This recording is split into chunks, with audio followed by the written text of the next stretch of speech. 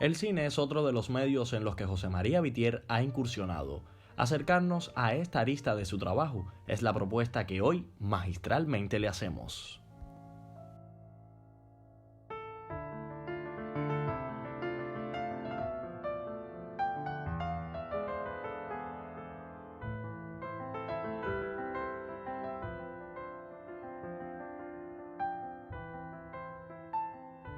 Cualquier cosa que uno quiera hacer bien es compleja.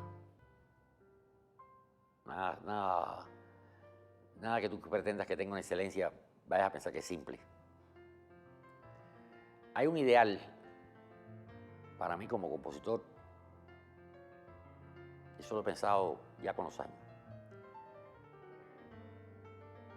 Lo mejor sería, y ha sido algunas veces, trabajar para una historia que sea tan bella la historia, que sea tan buena la historia, tan hermosa, que no necesite música. Pero que la música que uno le escriba llegue a ser tan satisfactoria que sobreviva a la historia y que ya no necesite la historia y que la música viva por sí sola. Fíjate. Ese es el ideal. Pero por el camino uno tiene que hacer películas que muchas veces fueron irrelevantes. Yo diría que la mayoría de las películas a veces son irrelevantes. Si tú hablamos de 50 o 60 películas, claro que eran muchas irrelevantes.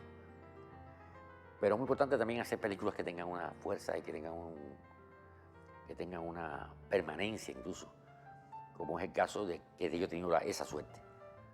El caso de haber trabajado en películas realmente memorables, no como películas, como hecho cultural, como el caso de Fresa y Chocolate, como el caso de Ciro de las Luces. Y ahí debo mencionar también Mascaró, una película que me dio el premio de la música coral, de mi primo Rapi, la película. Y El Señor Muy Viejo con unas alas enormes, de Fernando Birri, que también me dio un premio interesante en su día. Y películas que he hecho con mucho gusto, como las que he hecho con Juan Carlos, por ejemplo, David, como Lista de Espera o como El Elefante y la Bicicleta. Y también, bueno, recientemente hice El Mayor, y fue una gran satisfacción también profesional que me hayan llamado a hacer esa película. Y que además es una actividad que te pone en contacto con personas que tienen mucho que enseñarte, que tienen mucha sustancia, que tienen mucha cultura. Y el cine es muy enriquecedor, el trato tanto con los directores como los técnicos y los actores, las actrices. Me ha motivado mucho ese contacto humano con los realizadores para quedar bien, para hacer las cosas lo mejor posible. Y ya te digo, es una bendición cuando hay una buena historia. Es fantástico. Y cuando no, bueno, pues de todas formas tienes que hacer la propia, tienes que hacer la tuya. Tienes que querértela un poco para poder ponerte en el punto de vista del director y de los personajes y del argumento. Para apoyar, porque la música lo único que tiene que hacer en una película es potenciar la emoción. Aprovechar la que la película ya produce y sumarte a eso, acentuarla. Porque las cosas alguien lo dijo, que las cosas se recuerdan mejor con música.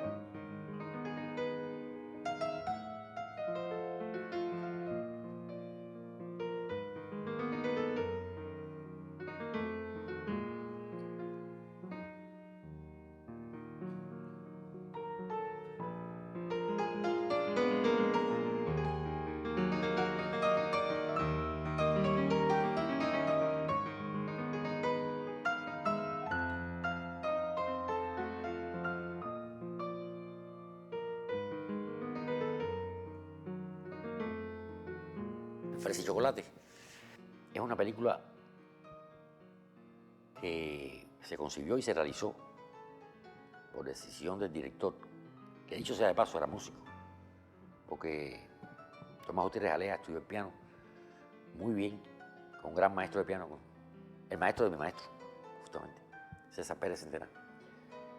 Y hubiera sido pianista. O sea, en su casa tenía un armonio también que lo tocaba. Y una gran cultura musical. Y paradójicamente usaba poca música en sus películas. Incluso en películas que casi no tienen música. Y Fresa es un caso. Tiene muy poca música, tiene poca música original, o sea, hecha para la película.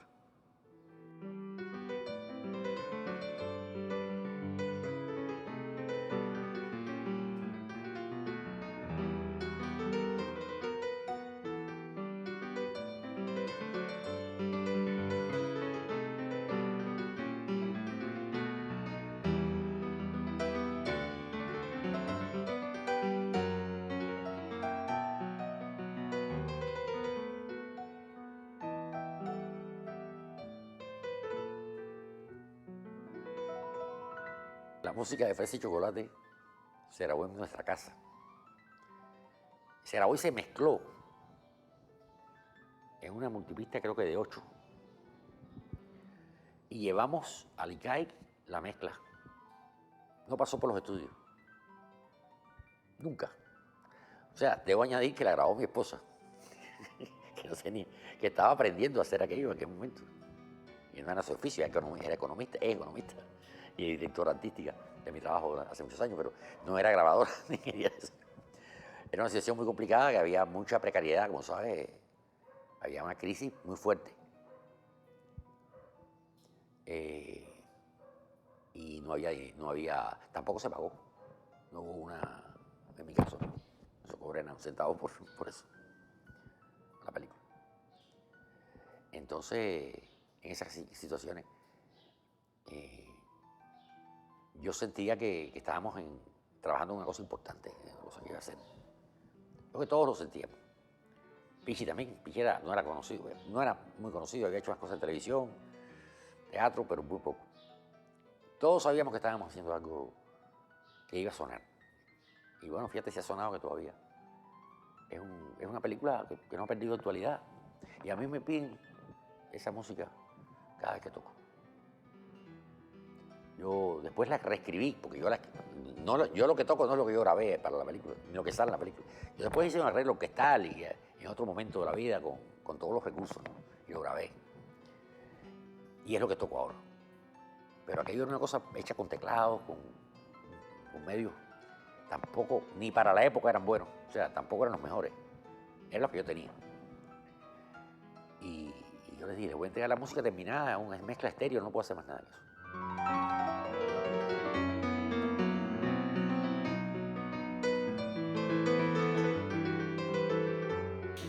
Se hizo con un secuenciador, para las personas que aquí saben de lo que estoy hablando, un Q80. Así se hizo Fresa y Chocolate. Y el famoso boe del tema que hace...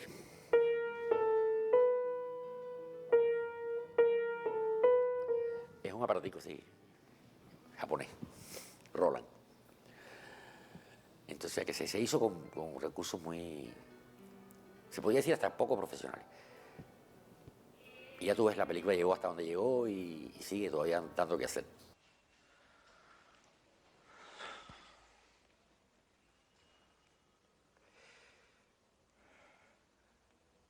Yo te quiero mucho, David.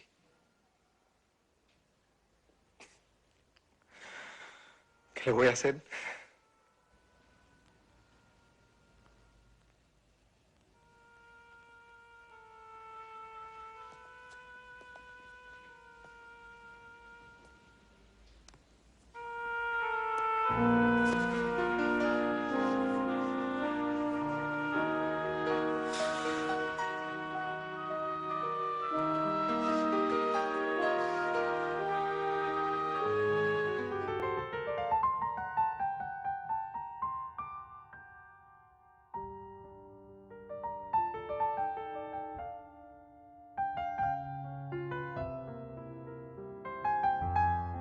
Proyectos literarios basados en novelas, en cuentos, me persiguen bastante. Porque todavía, a pesar de que mi hermano y yo dedicamos toda nuestra vida a la música, el apellido Vitier sigue relacionándose y además es justo que así sea. Primero con la literatura, es así. Es como si Carpentier hubiera tenido un hijo músico.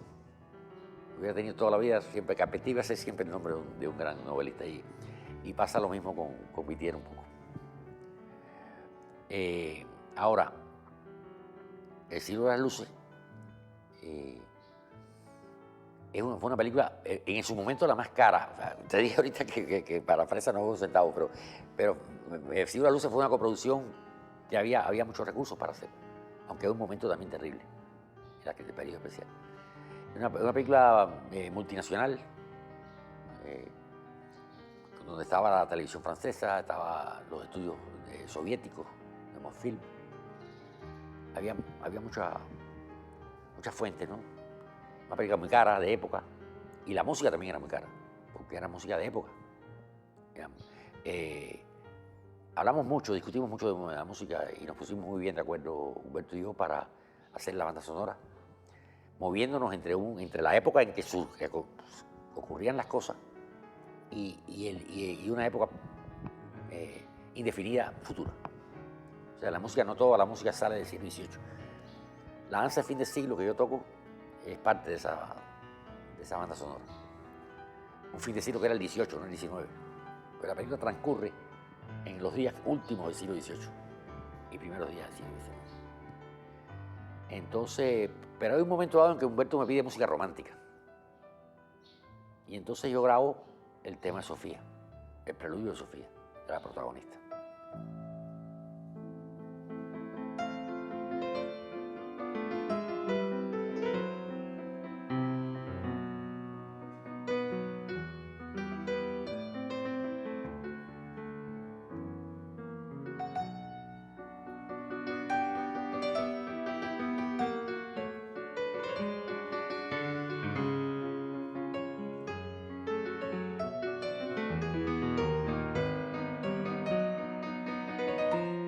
No, que el romanticismo sería un poquito después, o sea, que estaría un poquito adelantado en tiempo, para el año, no importa.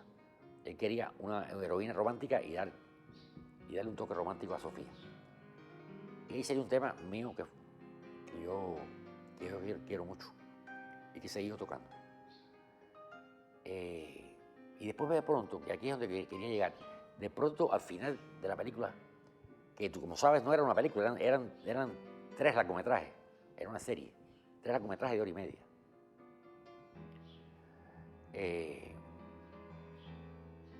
Me pide música religiosa para el final de la película. Toda la secuencia final de la película, trágica, él quiere música religiosa. Y yo hago música religiosa, cosa que me era se puede decir, coherente, porque yo era y soy religioso. Pero yo nunca había hecho música religiosa. Y ahí está el germen de la misa cubana que yo compondría 5 o 6 años después. Uno de los gérmenes. O sea, desde el punto de vista musical, el germen está ahí.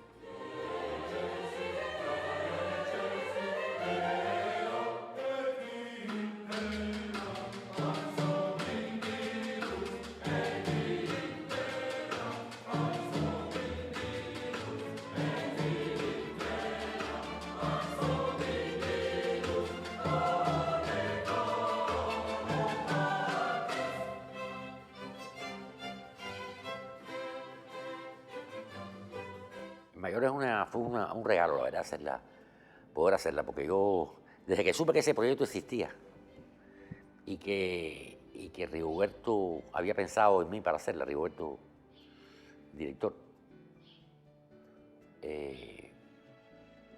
incluso antes de que me lo dijera, se demoró mucho en decírmelo, pero todo el mundo me decía, no, él te va a llamar, él te va a llamar. Y efectivamente me llamó. Y yo lo sentí como un regalo, porque, imagínate, una historia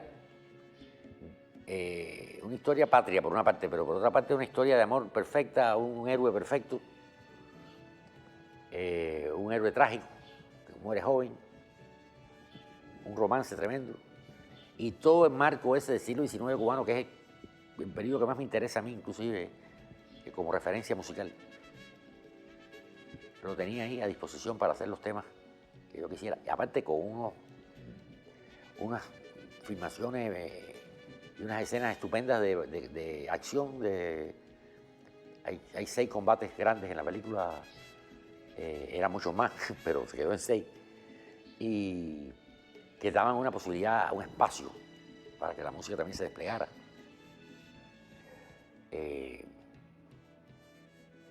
Lo hice con mucho gusto, la verdad.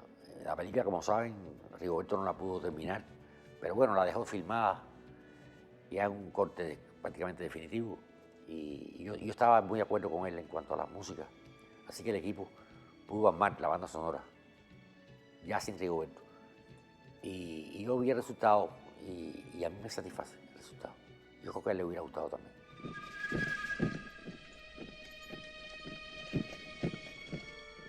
Hay un problema siempre con las películas de escenas de guerra, que es que las escenas de guerra son muy ruidosas, por lógica. Y hay veces que hay que dejar que la guerra suene como suena y no ponerle nada.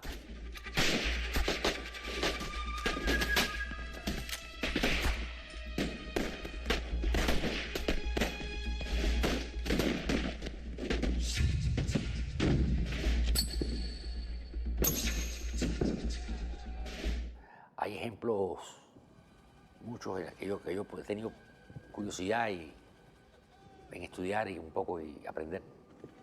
Hay películas con bandas sonoras espectaculares en las que la música y los efectos de la guerra se convierten en una cosa deslumbrante.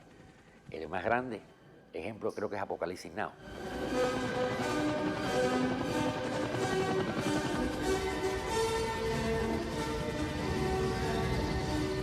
Películas donde donde se crearon hasta los sonidos de los helicópteros que son famosos, se crearon por diseño. Son sonidos de autor, no son helicópteros de verdad.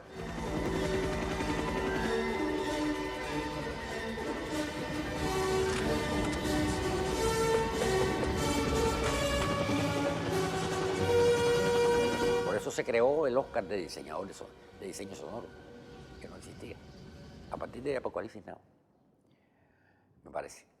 Entonces es un reto muy bueno. Cuando hay películas como esta, que hay caballería, hay artillería,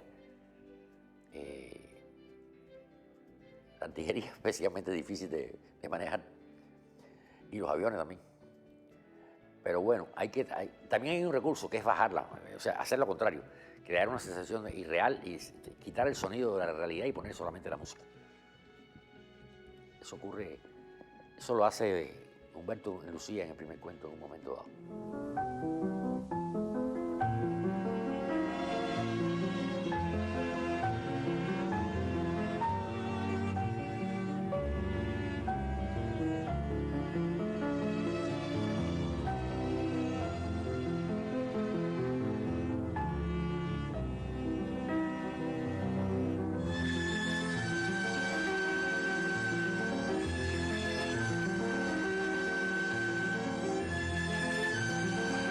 La música y la imagen solamente tienen 2 formas de relacionarse. Una es por analogía con la imagen y otra es por contraste con la imagen.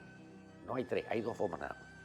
O la música sigue el ritmo de la acción, el carácter y el sentido de la acción, o la música contradice el sentido de la acción, la niega y se convierte en otro discurso.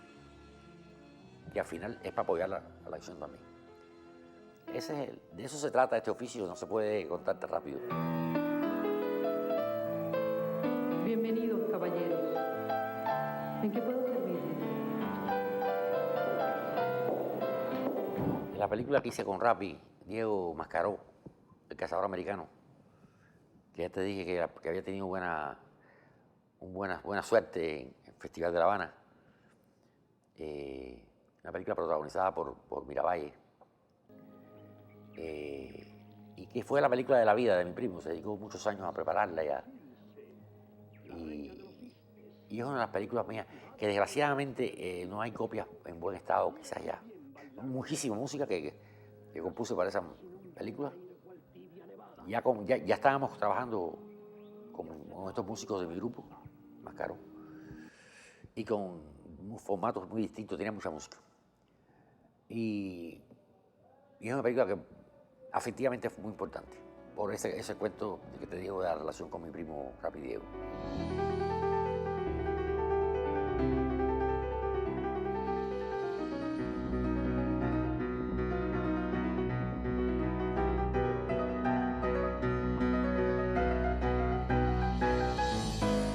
señor muy viejo con unas salas enormes, porque esa película se alzó con el premio de música de Venecia y yo me enteré de eso por radio.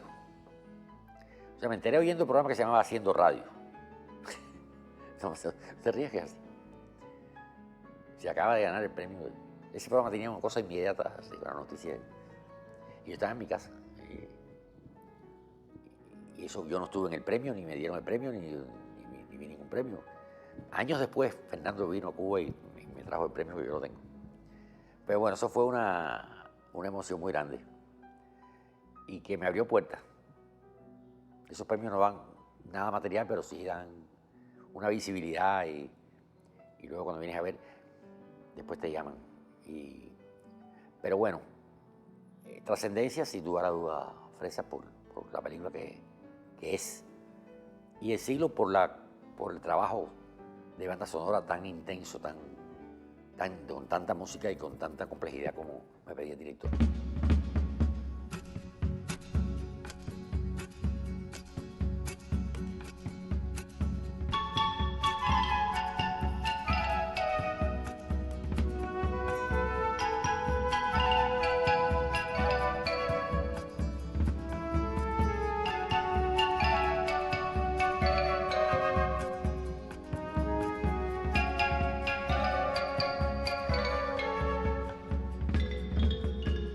La aldea es una cosa inaudita, no llega a un minuto de música el track en el disco, dura 50 y pico de segundos. Y es una escenita de la serie La Frontera del Deber, una escena, ni siquiera una escena. Y la música se compone porque la historia que cuenta, estaba escrita por, ¿cómo se llamaba? Por Daniel Chavarría, que además era mi amigo. Y dirigida por Chucho Cabrera. Y la historia se ocurría en distintos lugares, que a veces era Cuba, a veces era Miami, a veces era Centroamérica. Pero entonces me dijeron que la idea era que una música ya diera la información, nada más que sonar la música que estábamos en Centroamérica. No sé por qué, porque también se le puede poner un letrerito que diga Tegucigalpa, ¿no? Y la fecha, pero no, querían eso. Entonces yo hice esta musiquita cortica nada más que para esa introducción de escena, para cuando la historia se trasladaba a Centroamérica, se ponía ese fondo y ya tú sabías, o se suponía que sabías, que te enterabas de esa manera que estabas allá. O sea que era una música no cubana. No podía ser un son, ni un danzón, ni una rumba. Tenía que ser una música con un tambor legüero, con una cosa que tampoco es de Centroamérica, pero bueno, que fuera como latinoamericana. Entonces, yo no sé, a mí se me ocurrió esa música. Yo no quiero defender que esa era la música que había que ponerle. A lo mejor no. Pero esa fue la que se me ocurrió. Y así sale, creo, o no sale. No sé si se usó finalmente en la serie. Pero se salió el disco y en el disco sí salió. Y alguien en el ICAI, ese alguien que puede ser, hay varios candidatos, y no me preguntaron nada, digo, vamos a cogerlo para el tema del festival. ¿Qué pasa? Que el tema anterior del festival también era mío. Era un tema del grupo, sacado de Barroco, un número mío. O sea que ya yo venía con el tema del festival. Entonces, bueno, vamos a buscar otra música de BTS para el tema del festival. Y apareció esa, y de verdad que fue. El anterior duró un año nada más. Fíjate que el tema este de la aldea se ha intentado quitar y no con mala voluntad. Yo creo que no con mala voluntad, sino para variar, porque bueno, llegó un momento que la cosa lleva 20 años, 30 años. Dice, bueno, ¿por qué no lo cambiamos? Y se hizo un intento y la gente no lo asimiló y tengo que volver a poner.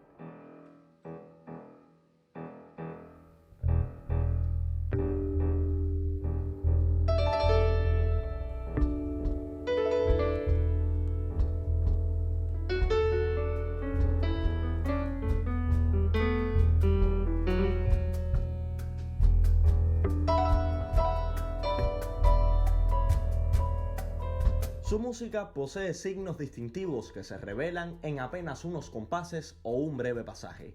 Sus interpretaciones descubren la maestría del pianista y del compositor. Satisfechos de estas certezas, les proponemos volvernos a encontrar y escuchar las interpretaciones que magistralmente nos regala José María Vitier.